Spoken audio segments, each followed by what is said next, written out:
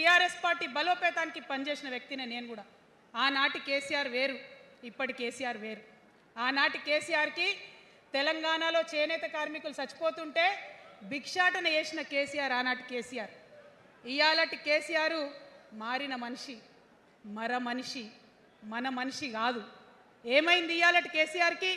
హైడ్రాల ఇల్లు కూలిపోతుంటే అరుస్తున్నారు, అన్నా ఎక్కడున్నావు రా, వచ్చిండ్రా? రాలే. వెలుగుమట్ల ఇల్లు కూలితే వచ్చిండ్రా? రైతులకు వర్ష బీభత్సమయ్యి మొత్తం పొలాలు మునిగిపోతే వచ్చిండ్రా? చేవెళ్ళ దగ్గర బస్ యాక్సిడెంట్ అయితే వచ్చిండ్రా? ఎక్కడ చిన్న కష్టం వచ్చినా ప్రజలకు ఆ సారు రారు, ఆ సారు రారు. ఎందుకంటే ఆయన మారిన మనిషి, మనిషి, గుంటనెక్కల తోడేళ్ల చేతిలో ఖైదీ అయినటువంటి మనిషి, మన మనిషి కాదు. బాధతో, దుఃఖంతో, ఆవేదనతో చెప్తున్న మాట, సంతోషంతో చెప్తలేని ఈ మాట నేను. అట్లాంటి కేసీఆర్ ఎట్లా ఉండే ఒకప్పుడు? అదే ఆర్డీఎస్ అంతా పాదయాత్ర చేసి నా తెలంగాణకు నీళ్లు కావాలని అడిగినారు.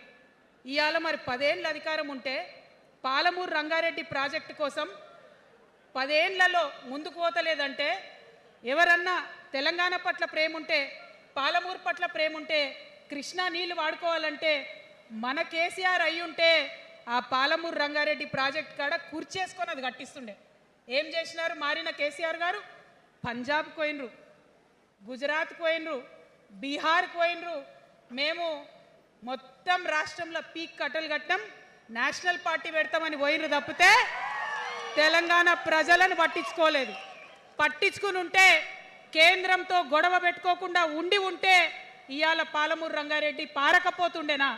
నేను అడుగుతా ఉన్నా స్ట్రేట్గా. ఇన్ని రోజులు నేను ఎన్ని మాటలు మాట్లాడినా బీఆర్ఎస్ పార్టీ నాయకులు ఒక్కరు కూడా బయటకు వస్తలేరు, సమాధానం చెప్తలేరు.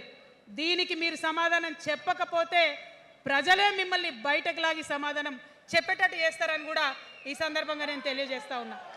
ఒకటే మాట అడుగుతున్నా, మన కేసీఆర్ అయి ఉంటే ఆనాడు తెలంగాణ బిడ్డలు కష్టపడితే బయటకు వచ్చి నా బిడ్డలకు ఇబ్బంది అవుతుందని కొట్లాడిన వ్యక్తి, సింగరేణి గనిలో ఒక కార్మికుడు చనిపోతే అక్కడి దాకా పోయి చూసి వచ్చినటువంటి వ్యక్తి. మరి తెలంగాణ వచ్చినాక ఏమైందా ప్రేమ?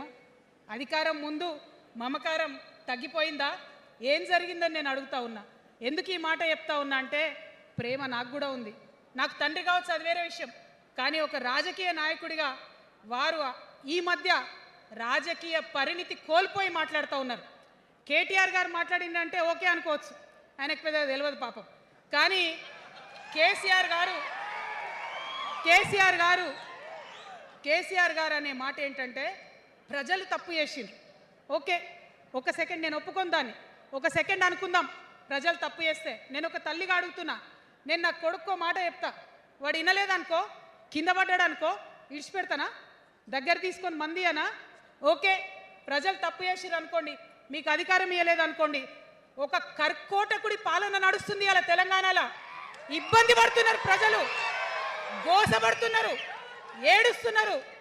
ఇండ్లు అన్నీ ఉండి ఇండ్లు గూలగొడుతుంటే, అర్ధరాత్రి ఇంటి మీదకి వచ్చి ఇండ్లు గూలగొడుతుంటే ఆదుకోవాల్సిన అమ్మలాంటి మన పాత కేసీఆర్ ఏడి? ఎక్కడున్నాడు? ఇది మనం అడగాల్సింది. అందుకోసమే నేను ఈ నిర్ణయం తీసుకున్నది. నన్ను పార్టీలోంచి బయటకేస్తే నేను వెంటనే పార్టీ పెట్టలే. ఆనాడు కూడా చెప్పిన, నేను ఆలోచన చేస్తున్నా, మారతారేమో అని చూసిన, పదే వేచి చూసిన. ఇవాళ నన్ను పార్టీలోకి వెళ్ళి సస్పెండ్ చేసి 10 నెలలైంది. నాకు నిజంగా మంచిగానే అయింది. ఎందుకు తెలుసా? ఆనాడు ఉద్యమకారులను ఇబ్బంది పెడుతుంటే నేను ఇంకా గట్టిగా మాట్లాడలేదు. ఆనాడు మీకు జరిగింది, ఇవాళ నాకు జరిగింది. కొత్త ఏం లేదు. కేసీఆర్ కోసం, టీఆర్ఎస్ పార్టీ కోసం, ఆనాడు తెలంగాణ ఉద్యమం కోసం ఇండ్లు అమ్ముకొని, భూములు అమ్ముకొని, ప్రతి ఊర్లో టీఆర్ఎస్ కండువా వేసుకొని పోరాటం చేసినటువంటి కార్యకర్తలు ఎక్కడున్నారు ఇవాళ?